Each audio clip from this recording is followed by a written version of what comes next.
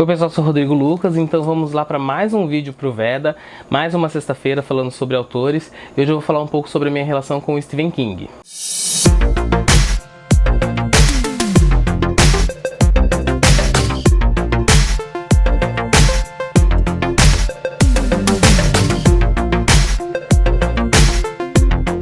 Depois que eu já tinha consumido grande parte dos livros que eu tinha disponível na biblioteca da escola, eu comecei a frequentar a biblioteca municipal, aqui da cidade de Catanduva.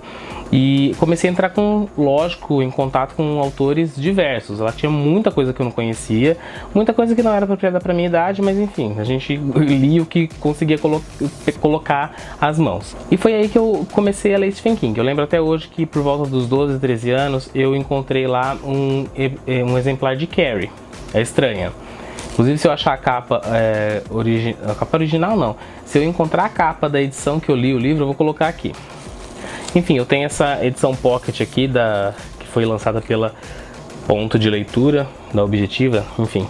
E Carrie foi um livro que me chocou bastante porque no início da adolescência eu entrei em contato com bullying, né? Vamos dizer assim, naquela época não era divulgado como bullying, mas eu vi que muita coisa que acontecia na minha escola, inclusive às vezes comigo, acontecia também no livro Carrie, de perseguição e de bullying, etc. E ele era um livro totalmente diferente do que eu estava lendo. Eu estava lendo aventuras, coisas mais infantis, voltadas para o público infantil mesmo. E aí quando eu peguei Carrie, que era voltado para o público adolescente, principalmente adulto, eu fiquei muito chocado. Eu lembro até hoje que várias passagens do livro me chocaram bastante.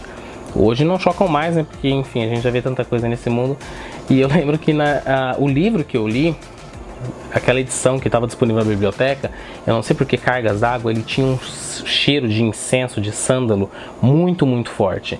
Então, até hoje, em qualquer lugar que eu passe que tem aquele cheiro de incenso, de sândalo, eu imediatamente penso em banho de sangue de porco, que me remete a Carrie instantaneamente. Depois de Carrie, eu comecei a pegar todos os livros que estavam disponíveis ali do Stephen King.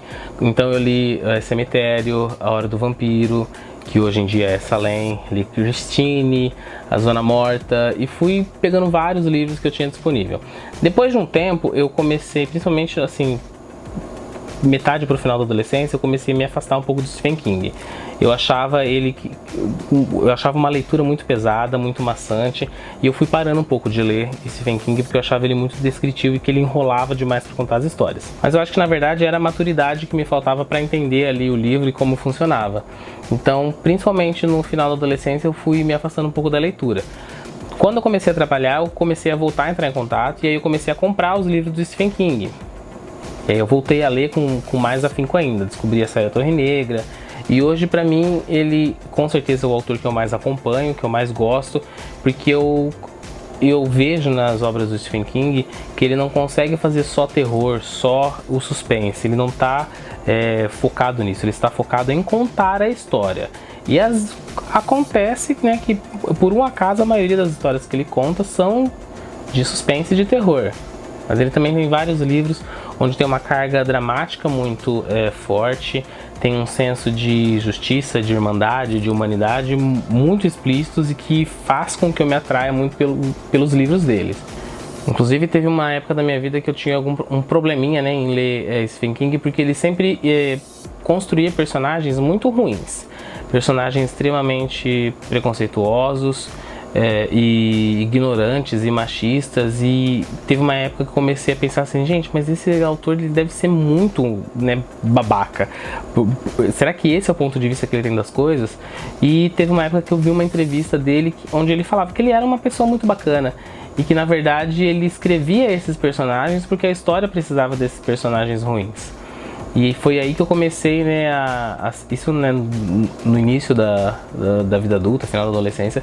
Então eu comecei a entender que havia uma separação do que o autor era, do que ele acreditava e das histórias que ele escrevia. Porque afinal, né, o Stephen King até hoje não foi preso por nenhum assassinato, ele não é uma criatura sobrenatural. Então tem como dividir certamente o autor da sua obra. Enfim, eu sei que existem pessoas que têm um conhecimento enorme sobre Stephen King e eu não sou uma dessas pessoas. Eu simplesmente leio os livros dele porque eles são uma fonte inesgotável de prazer. Ele é um autor extremamente prolixo, ele lança livro a rodo, tem muitos livros dele, então eu sei que mesmo quando ele parar de escrever, coisa que nunca vai acontecer, ou quando ele morrer, esperamos que não seja tão logo, eu sei que ainda vai ter muita coisa para eu ler dele. E como o Stephen King sempre fala, o terror é a forma da gente se conectar com esse tipo de emoção sem ter que passar por essas experiências. Então você consegue viver experiências no limite sem ter que realmente vivê-las. Faz sentido o que eu tô falando? Acho que não.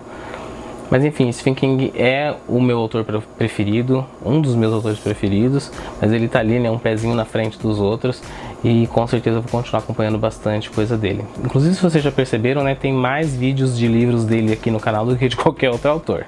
Enfim, pessoal, é isso. Mais um vídeo pro Veda, mais um vídeo sobre autores. Se inscreva, compartilhe e até a próxima leitura.